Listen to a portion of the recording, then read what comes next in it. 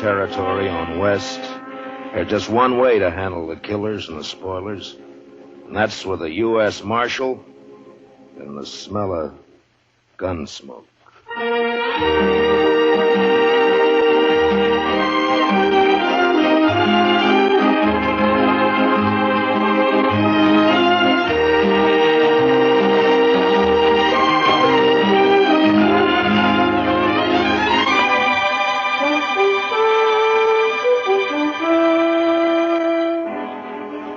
Gunsmoke, the story of the violence that moved west with young America. The story of a man who moved with it. Matt Dillon, United States Marshal.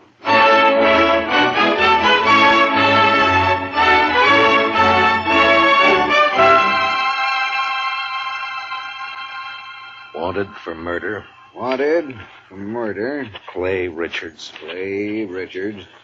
Age 31. 31. Height 6 feet. Eyes brown. Hair red. Eyes brown, hair red. Hey, how'd you like me to print his picture on these notices? I got a woodcut. Well, let me show you. Ernie! Yeah? Fetch your marshal a copy of that front page. Interviewing Clay's wife yesterday, I noticed a tintype on the mantel, their wedding photograph. So, first thing you know, I snitched it. It's very thoughtful. Yeah, I'll take it, Ernie. Here. And then I propped it up in front of me and carved me this woodcut. Ain't she prime? Ain't she just elegant? Real elegant. Good likeness, don't you think? Of course, he was 7 or 8 years younger with the tintype. Yeah, it's a good Cut likeness. his hair short. And Doesn't show what makes a law-abiding man like And him you try gotta to keep rob in a mind the bank. tintype's very short. Doesn't look like a man who It murdered an old knows cashier and my a eyes. Chinese Remember, cook who just happened to be Sure sweated there. over it, though.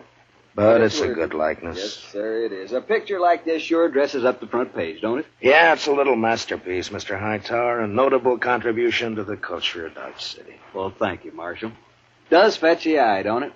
I'm printing an extra 500 copies of the weekly, and I bet I sell them all. Too bad the cashier's shot went wild. If he'd managed to kill Clay or even wing him, why, I bet I could sell 1,000 extra copies. We must be thankful for the blessings we do receive, Mr. Hightower. Oh, I am, Marshal, I am. Why, just before it happened yesterday afternoon, I didn't know what I was going to fill my columns with, and then, like manna from heaven, 2 murders and a bank robbery. Attempted bank robbery, Mr. Hightower. He turned and ran before he got his hands on so much as $1. Yes. Still, as you say, like man. Dillon, I'm talking business. What is it, Chester? Well, it can wait, I guess, Mr. Dillon. Yeah, print Clay's picture on those notices, Mr. Hightower. Oh, where were we? Eyes brown, hair red. Oh, yes. Also known as Red, Bricktop, and Sorrel. He didn't answer to no other nicknames, did he? No, that's what they called him. All right, then in big letters, $400 reward. Dead or alive. And at the bottom, apply Matt Dillon, Marshal, Dodge City. Print 200 copies. How soon can I send Chester over for him? This afternoon. Good morning, Mr. Hightower. Chester?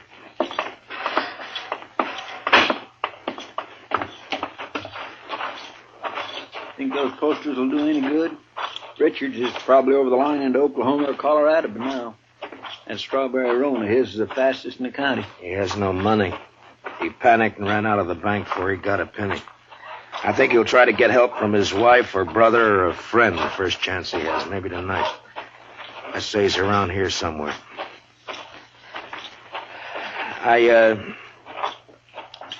I'm sorry I turned on you like that, Chester. Why, that's all right, Mr. Dillon. Out all night with a posse, no sleep, man's bound to get touchy. No, it's not that. It's the way... It's the way people use a thing like this. The men riding posse last night, they enjoyed it as though they were hunting fox or possum. Hightower back there, he acts like it was a birthday treat, specially gotten up for him. Everybody finds a way to use it. What was it you wanted to tell me? Oh, I got a kid, a little boy, locked up in the cell. He run away from home back in Cottonwood. Ed Slade turned him over to me when he come through on the stagecoach just now. Kid about 12 years old. Whose is he? Widow woman. Miss Bonnie, she runs a boarding house in Cottonwood. Ed says Kid's always running away a little wild, I guess. He flagged Ed for a ride on the road halfway between there and here. As soon as Ed seen him stand there with his bundle on his shoulder, he knowed what he was up to. So he told the kid he'd help him and then turn him over to us when he got here. All right, we'll send a telegram to the mother to come fetch you. Well, come on in, Chester, and shut the door. Mr. Dillon? You're letting in every horse fly in Kansas. Mr. Dillon, I think you better cancel the order for them notices. What? The Dutchman's coming up the street, and he's leading a strawberry roan, and Clay Richards is draped across his back. Like a sack of wheat across the saddle. Last time I saw him, 2 days ago, he was standing at the bar laughing his head off. A sack of wheat across the saddle. And followed by half the saloon bums and loafers in town. All right, Chester, make him keep back. All right, now stand back, you fellas. Come on now, back. Stand back. Ziegler? How'd it happen, Ziegler? My goat, my old billy goat, he pushes open the fence last night and runs away. Forget your goat. What about Clay? Yeah, I tell you. This morning I go to look for the goat. I walk here, there. Near the river, I see Clay. He sits there. I say, hello, Clay. Wie geht's? You dirty Dutchman. You no good dog. Clay was your best friend. He helped you buy your farm, so you kill him for your All right, all of you. Keep back, everybody. Clay? Me? No, my brother, he was like... We was in the war together. Peter, listen. You killed him for the war. Not so! I killed nobody. Not since Gettysburg. Clay is dead already when I find him. I don't even own a pistol. Ziegler, inside, quick. Yeah. Chester, give me a hand with Clay. All right, all of you. Listen. Shut up! I will not tolerate a disturbance. You know me. I got him, Chester. Take his leg.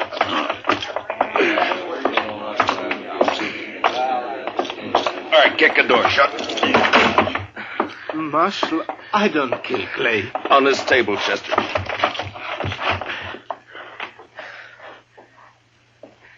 What'd you do with Clay's gun? His holster's empty. Gun? Clay's? I ain't got it. I don't even own one. Chester, see if it slipped out. His holster was empty coming up the street. First thing I noticed. Maybe it's over on the... Another customer? Why, that's 3 in less than a day. Oh, bountiful harvest. My fees this month will keep me in luxury. In luxury. Doc, I want to have an inquest as soon as possible. Well, as soon as I finish the autopsy, shouldn't take long with the practice I've had this week, huh? No. Late afternoon all right with you? I'll take him up to my office right now.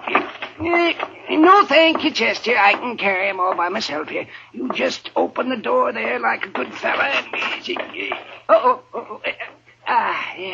Yeah, Marshal, tell the city fathers I'd like to make a deal when the corpses are as famous as this one. Back in 53 in San Francisco, a fellow I knew earned a fortune exhibiting the head of Joaquin Murrieta.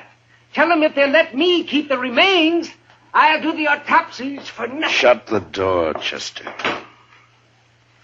Ziegler, where is it you met Clay on the river? By the ford. This side by the fort. Ride out there, Chester, and see if you can find Clay's gun. Maybe he dropped it when he was shot. I did not shoot Clay. Sure. I did not. I had no reason to. I did not. Now, you listen to me. Maybe you think Dodge has got so big I don't know about everything that goes on here. Well, if you do, you're wrong. If you think I don't know about the bank having an overdue mortgage on your farm, you're wrong. $400 is reason enough for a struggling farmer like you. No. Could not do such a thing. I am a human being. To a peace officer, Ziegler, that's enough grounds for suspicion. But whether you did it or not will be decided at your trial. In the meantime, you just stop yammering about it. Trial? Me? Even when I shoot somebody, I stand trial. If they find it's justifiable homicide, and they probably will, Clay being a wanted man, then they'll let you off. And if not... Please, I am permitted to go now. Go. Are you crazy? I found this stock. I must look after it. You sit right down. You want to be lynched? You're trying to get yourself murdered? Have you forgotten about Clay's brother, Adam? Adam would not believe I shot him. What difference does it make whether he believes it or not? His brother's been killed. Everybody's looking to him to do something about it, and he knows it. You want me to guess where he is right this minute? He's in one of them saloons, lapping up courage to come in here and ask me to give you to him for a present. You want to know who's with him? Every loafer, every bum, every slob in town. Slapping him on the back and telling him what a shame it is. Taking him on to kill you so that they can have some excitement and some fun. Well, maybe you deserve killing, but it's my job to uphold the law, and I'm not letting you out of here. What? I tell You might that- spend your time trying to think up a better story. That is, if you intend to stay in this town. All right, now think back. Didn't Clay go for his gun before you shot him? I tell you, I didn't. If I'm not under arrest, you have no right to keep me here. I got to look after my farm. I go. All right, Chester, lock him up. Yes, sir, Mr. Dillon. Come on now, Ziegler. Step out, Sonny. This cage is bespoke. Who's in there, Chester? That little old runaway from Cottonwood? Oh. Yeah, come over here, son. Come over here to me. I know who you are. You do you? You bet. You're Matt Dillon.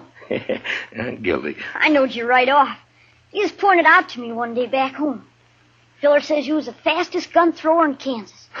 Wyatt Earp wouldn't be awful interested to hear that, I'm afraid. Filler says you was faster than Older.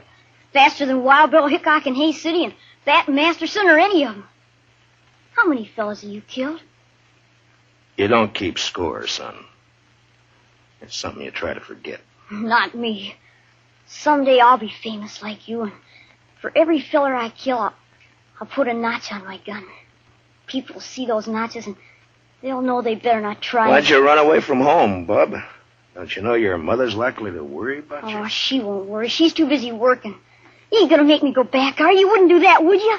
Well... Because it wouldn't stop me for long. I'd only run away again. Oh, where are you off to in such a sweat? Oh, Texas, California, Mexico. A fella can accomplish things there, not like living in old Cottonwood. If you let me go, someday when I'm famous, you can tell people you helped get me started. Well, that's a pretty strong inducement. I'll have to think about it for a while. And, look, while I'm making up my mind, I want you to give me your word. Word of a man who'll be famous someday that he won't try to run away from me. Otherwise, I'll have to have Chester lock you up again. Oh, I'll shake on that. Good. Chester, I want you to go look for Clay's gun. Yes, sir, Mr. Dillon. And on the way, stop off and send that telegram. You know? Hmm? Oh, that telegram. Yes, sir, Mr. Dillon. I'll do Where's that Ziegler? right. It's all right, Chester. Go ahead. Yes, sir, Mr. Dillon. Where's that murdering dog? Oh, there you are, you... Not a single step further, Adam. I want him, Dillon. He murdered Clay, shot him down without giving him a chance. How do you know? Because Clay wouldn't have let anyone catch him off guard except a friend. A friend. And now, Dillon, give me that Dutchman. Try to take him. It's like that? It's like that. And it's true what the fellas say. You made a deal with the Dutchman to give him the reward and to protect him if he'd kill Clay for you. That was the deal, was it? Yeah. The fellas say why I'd make such a deal? Dillon, it ain't no longer a secret around town that you and Francie want each other. But Clay was in the way. You had him killed so you could get his wife. Do you deny it? No. It'll serve as well as any other crazy story to work you up. You think you're safe behind that star, don't you? Well, Clay had friends, lots of them. I'm coming back with them friends, and we'll get the Dutchman and you and anyone else who tries to stop us. All right, Adam. I'll be waiting. Yeah. You wait.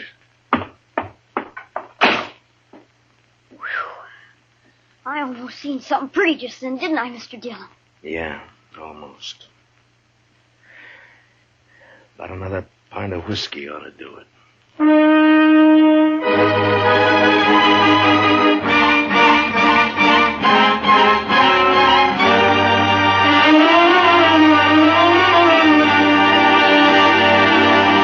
We will return for the second act of Gunsmoke in just a moment, but first, many radio shows win high popularity with the prizes and cash they give away, but there's one show that's tops because the head man gives away as little as possible. What other radio program could it be but The Jack Benny Show, so be listening. Here's the second act of Gunsmoke.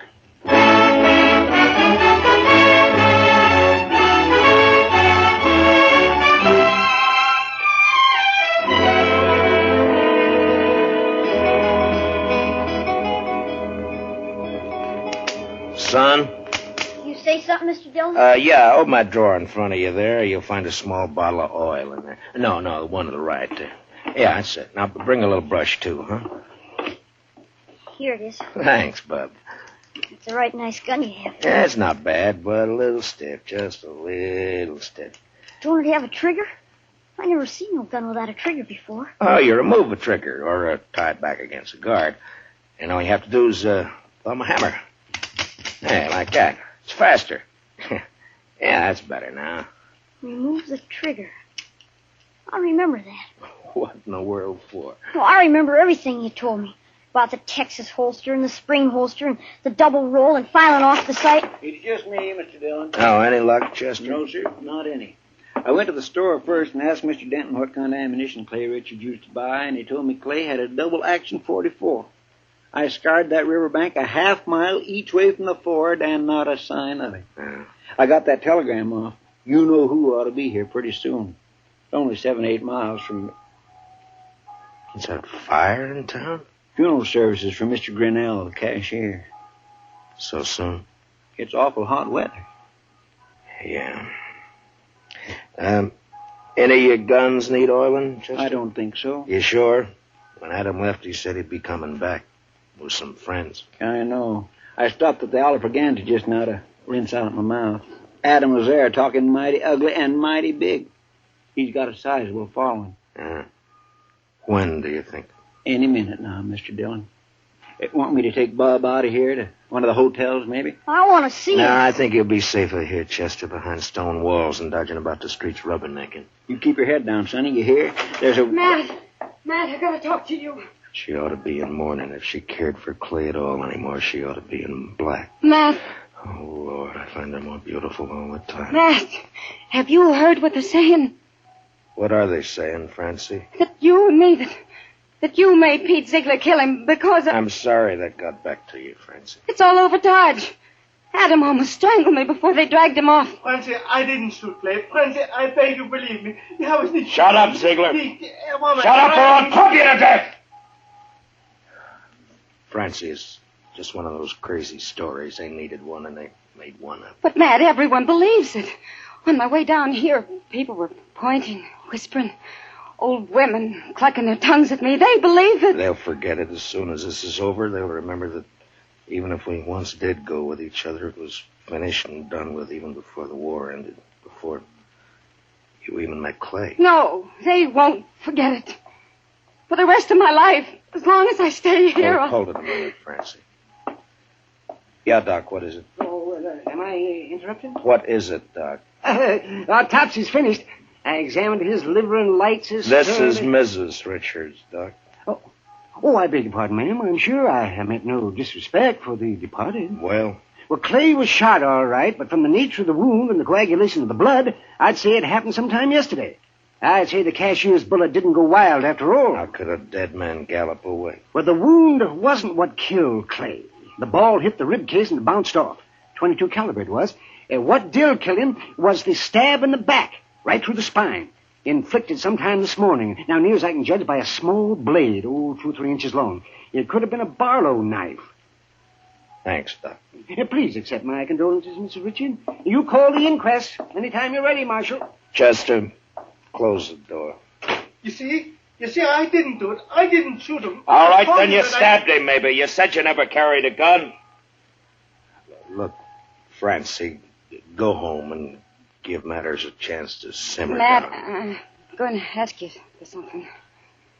Yeah? Turn Pete Ziegler out into the street. What? Francie, they're itching to get their hands on him. Let him have him.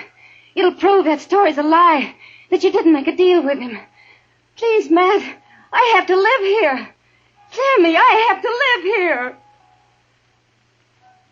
Matt? Matt?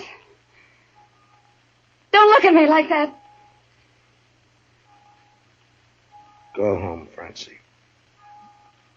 Go home or leave town or hang yourself or anything you like. Just go away. Away! Right now.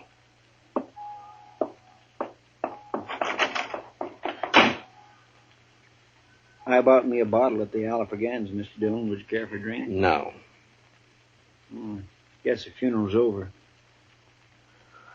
There'll be others. Funny. No, I missed that bell. Awful quiet, ain't it? It's just what? Just about on schedule.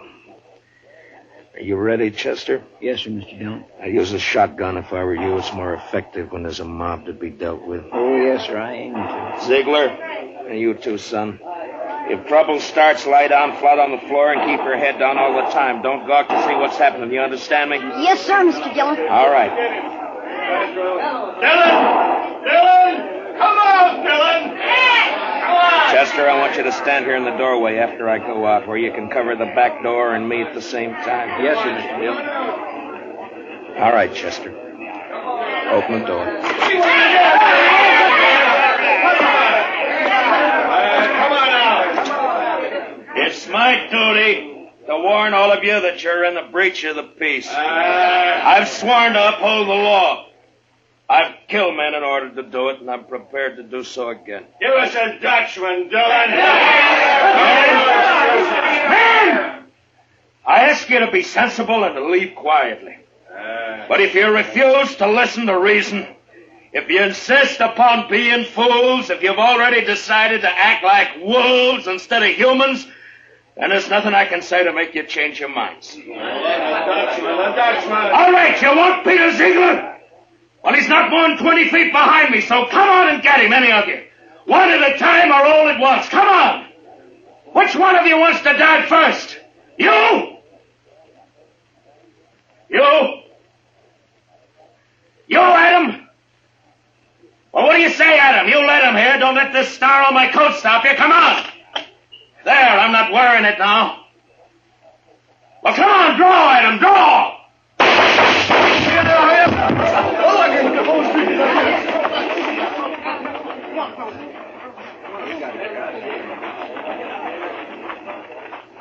You all right, Mr. Dillon? Yeah. Get his gun. Man alive, I couldn't even see your hand move. Marshal? Oh, don't tell me. Don't tell Doc, me. you make one single funny remark and I'll knock you down. You just take him to your office and get to work. Well, I never do mean to offend, Marshal.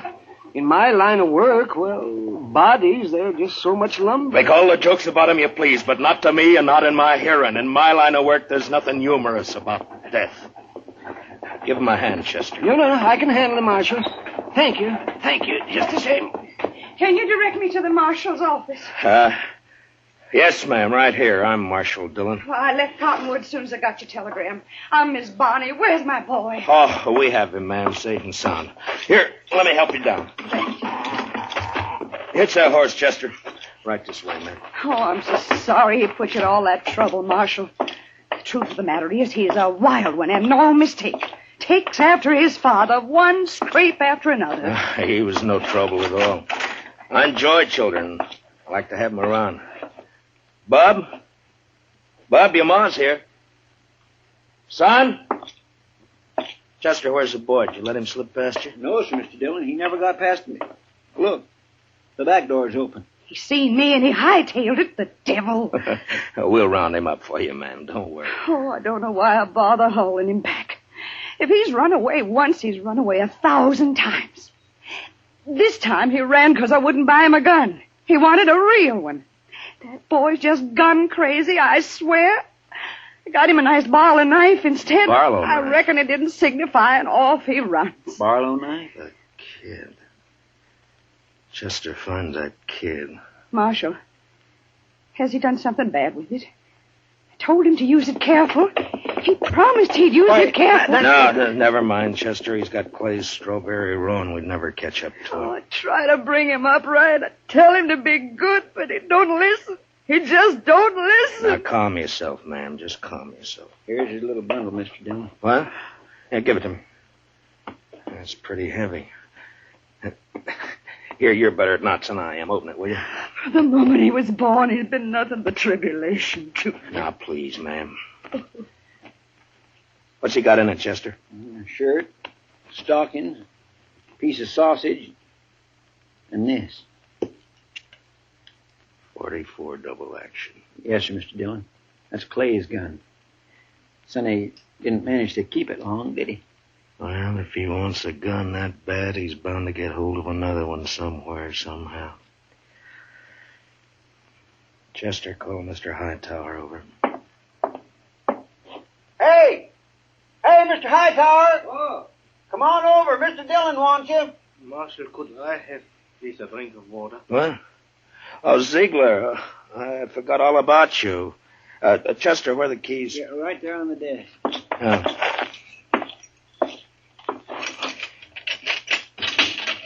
There we are. It'll be safe for you to go home now. I can go back by the farm. Yeah, that's right. I'll send for you for the trial. Oh, danke schön. Danke schön. Watch where you're going, you dumb... Excuse me. Bitte. Yes, Marshal. Mr. Hightower, it appears that we can do business after all. Get some paper and a pencil. I want some notices printed. Fire away. Wanted for murder. Wanted for murder. What's the boy's name? Bonnie. William Bonnie. William Bonnie. William Bonnie. Age 12. Height about 5 feet. Hair light, eyes blue. Mm-hmm. I don't suppose he's known by any other name. I know. Everybody just called him Billy. Or the Kid. Also known as Billy. The Kid.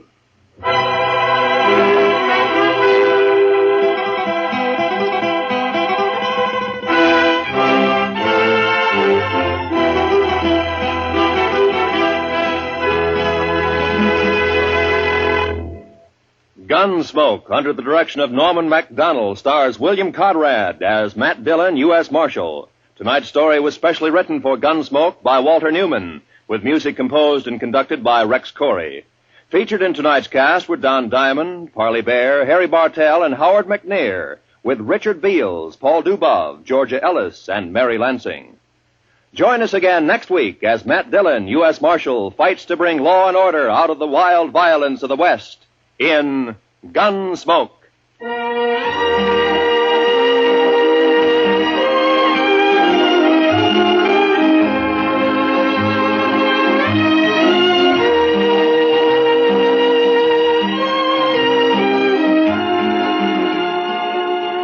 Those longtime favorites, Amos and Andy, are rising to new heights in their CBS radio series on Sunday nights.